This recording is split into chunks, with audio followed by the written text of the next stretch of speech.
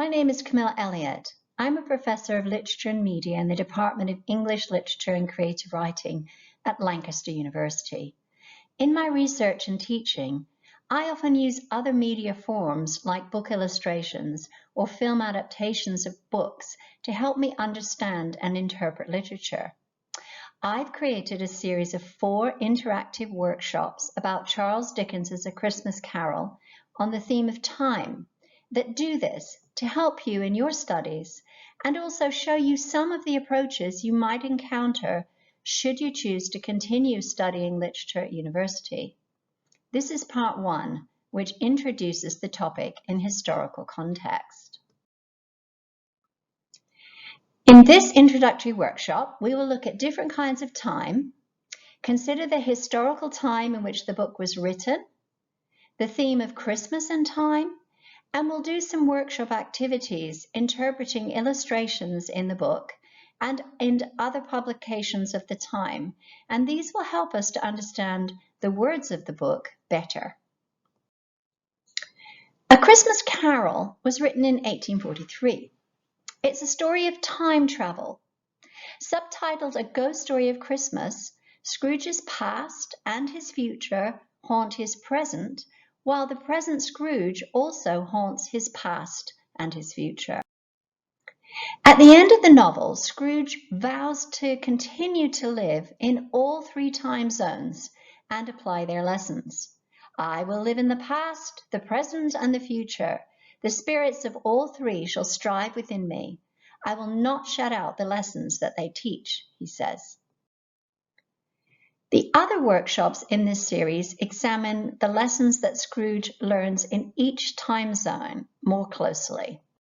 Okay, now it's time for a really important activity, a really important piece of foundational thinking about time in A Christmas Carol. There are 2 kinds of time, linear time and cyclical time. And what I'd like you to do is to just pause and think about the difference between these 2. You can write down your thoughts, discuss them with others, just think on your own. I'd like you to give some examples and then finally think about what their relationship is to each other. They're not two separate zones. They are often there at the same time. So pause the video, do this thinking, do this writing, do this discussing, and when you're ready, press play. So here are a few of my thoughts on these important questions. So linear time is like chronicle time. It's year to year to year. It moves forward and does not return. So linear time sees us growing older. It sees the number of days, weeks, months, and years growing larger. But cyclical time moves in circles and repeats, like the seasons of the year, day and night, day and night, day and night, the days of the week, Monday, Tuesday, Wednesday, Thursday, and so on, and the hours of the day and the months of the year. Now, there are events like birthdays and anniversaries that are very interesting points in time because they mark the passage of time, but also return to celebrate the past. So you celebrate your birthday every year, but it's not the same. You're getting older every year, the number. So that's a good example.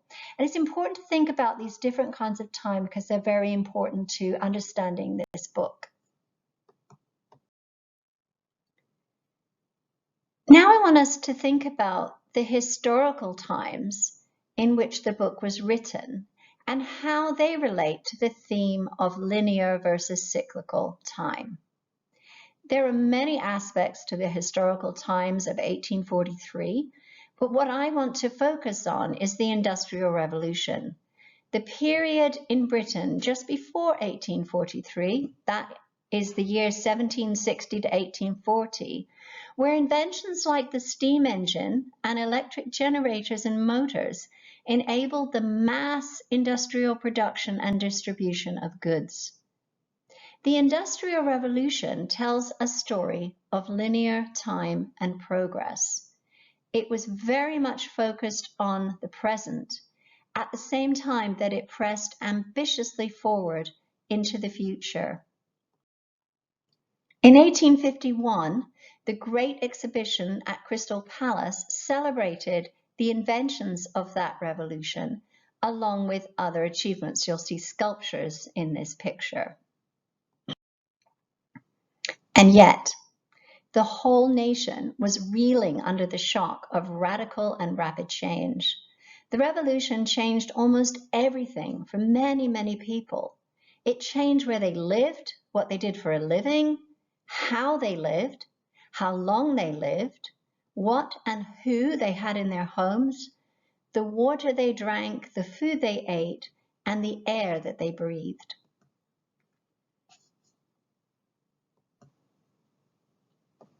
In spite of so much technological and economic progress, the Industrial Revolution also brought loss and decline in the quality of life. Many who moved to new industrial towns to work in factories suffered an incredible downturn in their quality of life. Shortly after A Christmas Carol was published in 1844-5, Friedrich Engels published an account of the terrible working and living conditions of factory workers in England. Factories lacked adequate safety regulations. Most workers toiled extremely long hours, close to starvation, and factory owners paid the lowest wages possible and sought to increase their profits by building poor quality housing for their workers, for which the workers had to pay rent. Joining the choking air pollution from the factories, open sewers ran through the streets and brought serious illness and early death to many. This cartoon, Capital and Labor, was published in a periodical in the same year as A Christmas Carol. The top of the picture shows capital. Those are the people that hire workers but don't work themselves. The bottom shows labor, whose low-paid work enriches these capitalist employers. Outside their door, the symbolic figure of hope is knocking. So what I'd like you to do is to analyze this picture. Think about some of the following questions. How are the characters drawn? What are they wearing? Talk about their facial expressions. What are they doing and where are they located? And how are they interacting with other people in the scene with them? What are their surroundings like? What I'd like you to do is just pause the video and take some time to work on this, and then when you're finished, go ahead and press play. So here are some of my thoughts on this illustration. The characters representing capital at the top, including their servants and their pets, are drawn in far greater detail with much more finesse and flourish and finish and polish than the figures representing labor. So even the drawing is differentiating between these two groups. At the bottom, they're almost like caricatures, grotesque cartoon figures, and it shows the fact that they're very rarely seen or thought about in publications of the day. The figure of hope is also very well dressed and finely drawn and in detail. Now let's look at the door between them. She can't get in because there's a very heavy-set man. He's also from the lower classes, but his keys show that he's some kind of overseer or foreman, and he's very well fed. And he is stopping her. But it's not just him. It's this big pile of gold that keeps her from entering. Look at the top. There are more bags of gold sitting right in full view in the window. This money is not needed. It's not been spent. It's being hoarded. While the workers at the bottom, the laborers, are starving. They're emaciated, bent over. This hoarding reminds me of Scrooge. Only with Scrooge, he hoards money even from himself, and he lives like a pauper in spite of being so rich. In contrast to Scrooge, the people at the top are being waited on by servants in luxurious surroundings. The man on the left is being served claret by a really well-fed, really well-dressed servant. On the right, there's another man. He looks a bit like Scrooge in his nightcap and gown. He's being served food by a servant of African descent, perhaps gesturing to the near slavery conditions of the workers. At the back of the scene, there's a young woman lounging on a couch, looking at her face in a mirror. She's not seeing the suffering around her. She only sees herself and her own interests. Even the dogs in the top picture have a better life than the workers in the bottom picture. They don't have to work. They're lounging, even yawning on a plush pillow. If you look at the bottom now, the figures representing labor, they're all different ages, and almost no one is standing. Even the people standing are bent over. All of them seem bowed down, weak from hunger, overwork, illness, perhaps injury, despair, or maybe all of these. Engels, who I mentioned in the previous slide, described the working classes in London as ghosts. And this is also relevant to Christmas Carol. This is a quote. "These pale, lank, narrow-chested, hollow-eyed ghosts whom one passes at every step, these languid, flabby faces, incapable of the slightest energetic expression." That's the end of that quote. Somewhat disturbingly, if you look at that bottom scene again, the only energetic expressions in the scene are from people surrounding the children in a basket, the grotesque hunchback menacing them, and perhaps some eager, hungry children as well, with their hands stretched out towards them. It looks as though these characters might be thinking of cooking and eating these children, and like he might be about to stir the pot with his cane, and the children look terrified. And then finally, along the ceiling beams, you see illustrations of the work that these people do in the mines. These images are sketchier still, but all of them show bodies bent, straining, crawling, or prone in their work in the mines. The suffering and the shock and the rapid change brought about by the Industrial Revolution made people of all classes yearn to return to the past, even though that past may have been hard. Sometimes this took the form of returning to a simpler historical past, but other times it took the form of a return to your own personal past, to your own childhood, which was also seen as a simpler, happier, more innocent time. Christmas offers a chance to return to the past. In a special way, this is a cyclical time. It's set against the linear time of historical progress and of growing old.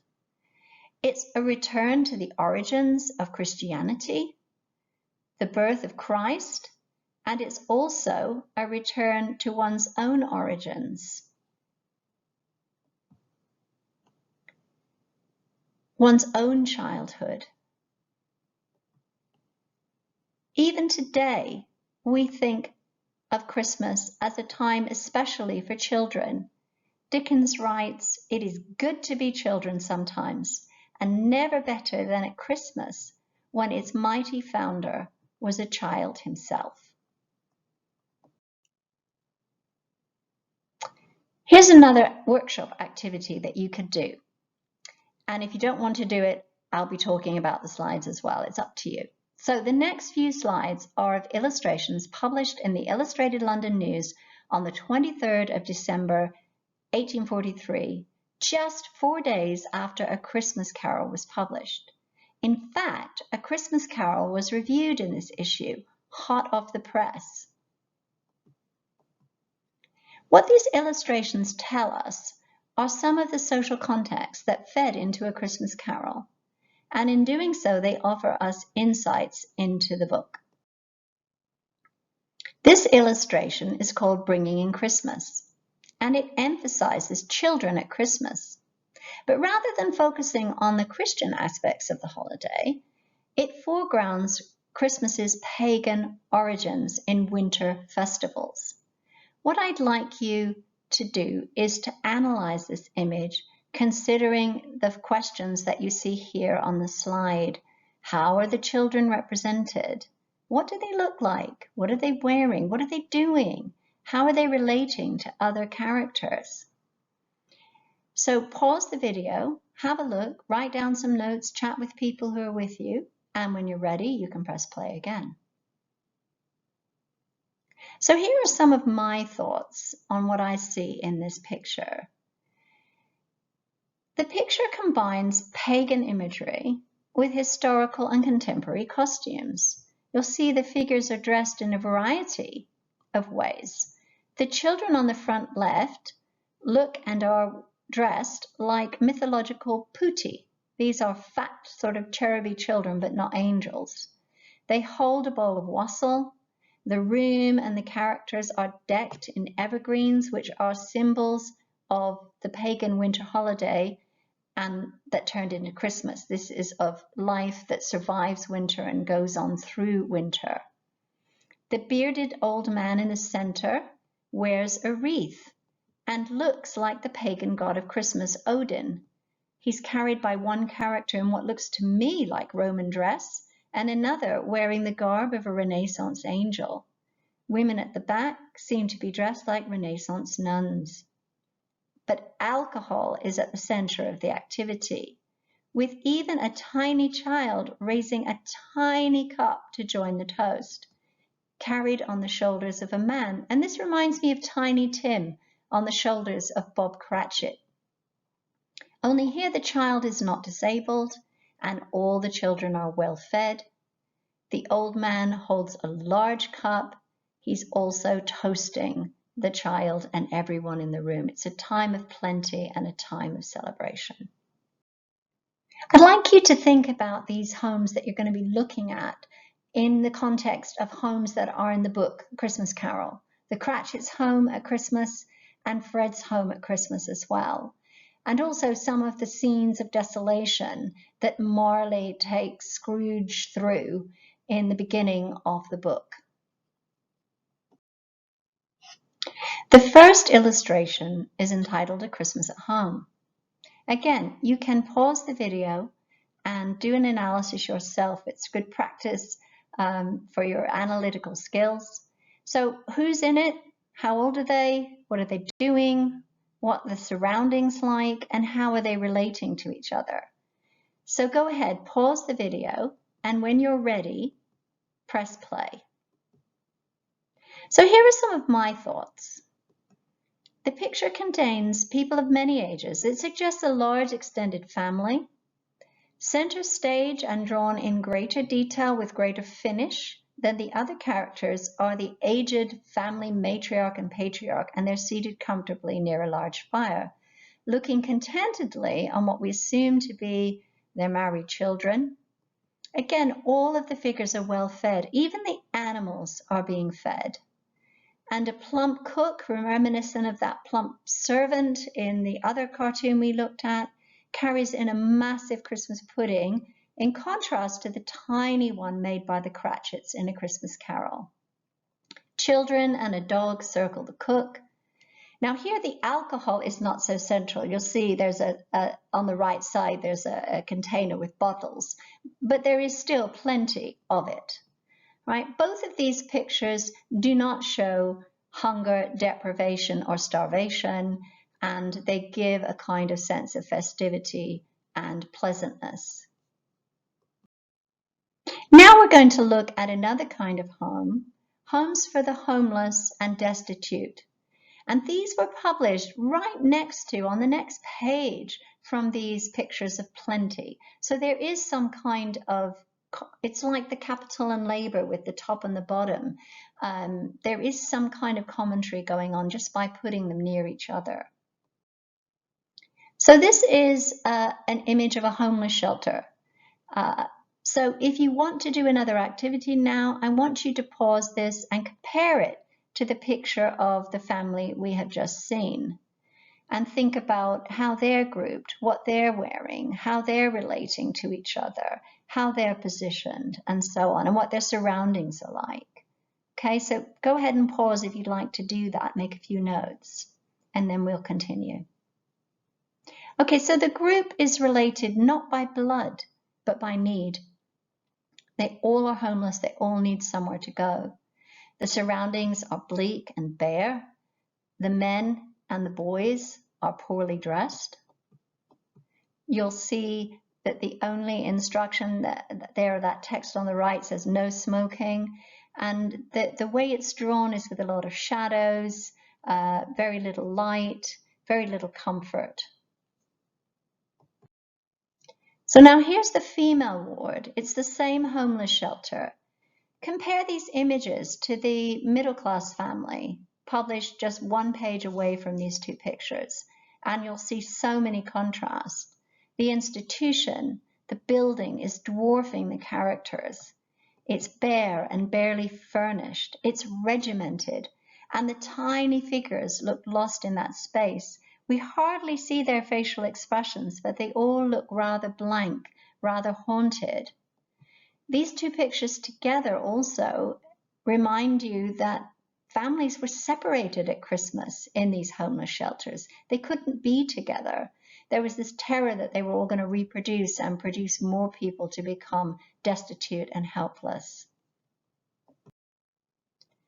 The charity collectors who visit Scrooge describe Christmas as a time when want is keenly felt and abundance rejoices, like that picture of capital and labor, where you've got abundance at the top and want at the bottom. This contrast was being sharply felt all over Britain of 1843. Scrooge's answer is, I already pay for prisons and workhouses with my taxes. Those who are badly off must go there. The charity collectors respond, many would rather die. Now, workhouses were established by the Poor Law of 1834, and I'm guessing you'll have done some study on this. The Illustrated London News does not contain any images of workhouse life, and I haven't been able to find any from this period. But workhouses were far worse than those refuges we just saw pictures of for the temporarily homeless. Families were completely separated, not just by gender, but by age. They were divided into 7 groups so that you had, for example, any able-bodied male of 15 or up or woman of 15 or up. Those would be in separate groups. But the children were separated. Boys aged 7 to 15, girls 7 to 15, and all children under 7 were together. They had to wear striped prison-style uniforms. The buildings were very stark, and they were decorated only with rules and judgmental Bible verses. The high walls and the windows kept people from seeing the outside world. They did hard work, and it was always unpleasant work. The idea was make it as miserable for them to be there so that they will only come here if they're desperate. And that's why the charity collector says many would rather die. There's little to no heating, and they kept the food as close to a starvation level as possible. I've got a link to on the last slide to where you can look at what they ate in a day and think about whether you could live on that and how you would feel about eating that. But joining these unhealthy conditions, workhouses took in people with contagious diseases, and so life expectancy inside was very short. So the idea here is to make inhabitants as miserable as possible so that only the most desperate will go there.